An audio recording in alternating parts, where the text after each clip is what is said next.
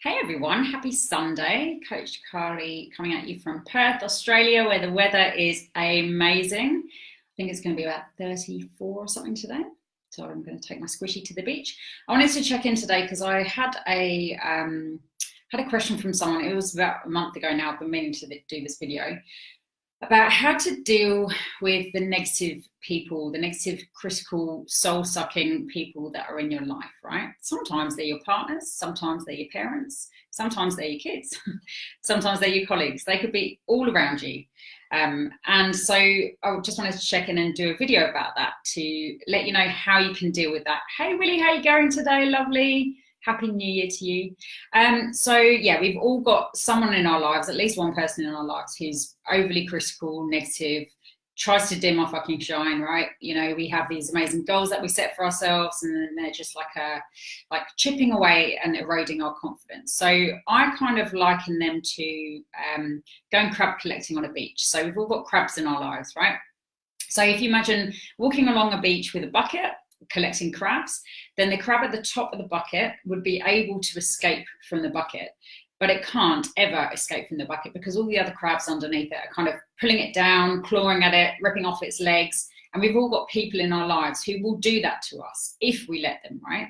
So part of it is really looking at what your social circle is doing, looking at your family unit, looking at who are those people who are crabs in your life.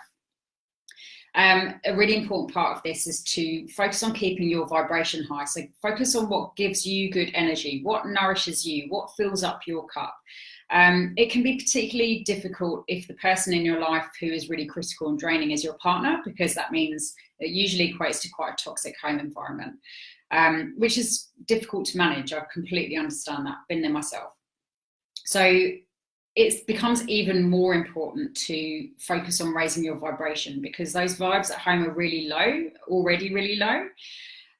So think about doing, what are those things that you love to do that do fill up your own cup? It's really important to keep your energy high as you can. And, you know, the energy that you have today may not be as high as the energy that you have tomorrow.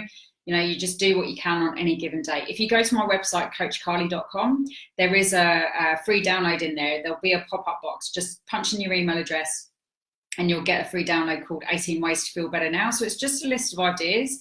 When you're feeling particularly crap, it's hard to come out with your own ideas about what might lift up your spirits, right? So that's just an easy checklist, go-to list. People print it out and stick it on the fridge. Keep it in your room or whatever, and add to it if you want to as well. It's easy, simple things. Get to the beach if you're near a beach or a large body of water, or plonk your feet in the grass, or do some exercise. Do whatever it is that you know works for you.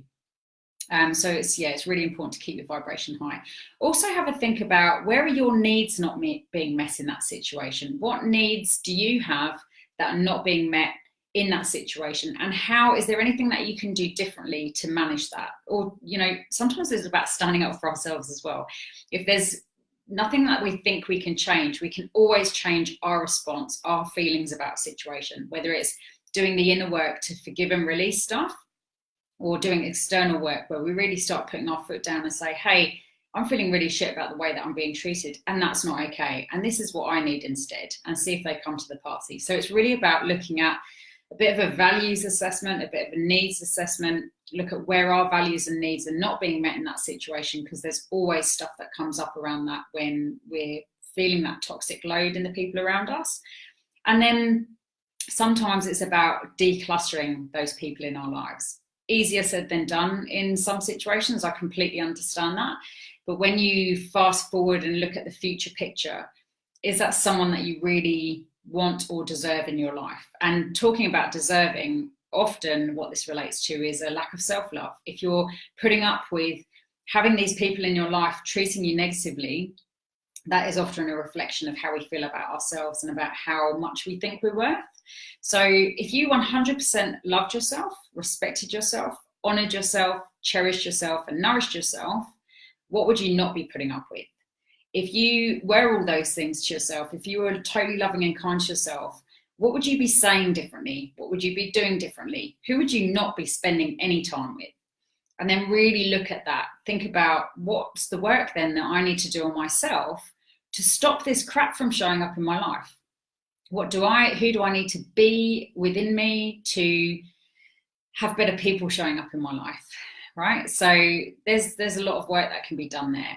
If you want to chat more about that, just drop me a message, send me an email, give me a phone call, whatever it might be, and let's look at what your particular situation is and kind of knock that down into the kind of things that you need, the kind of actions that you need to be taking. Often this kind of situation really involves a lot of inner work. You know, you're putting up with stuff for a reason.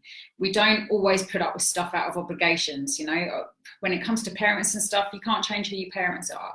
You can change most other people in your life. Like I said before, easier said than done, but it really is about looking at what you feel like you're worth. What do you deserve? Because you deserve better than being treated like crap. And if you don't think that you deserve better, then it's about doing the inner work to love yourself more, so that you do get to that place where you do stand up for yourself and you stop putting up with people that treat you like shit. Okay, so I hope that was helpful. Do the work.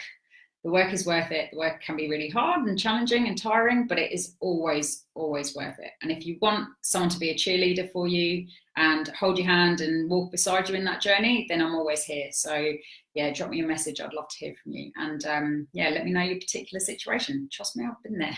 It's not fun. I know it's not fun, but there is light on the other side when you sort your shit out.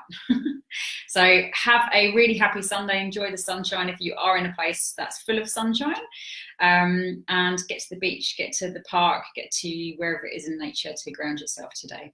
Lots of love to you. And I will speak to you very soon.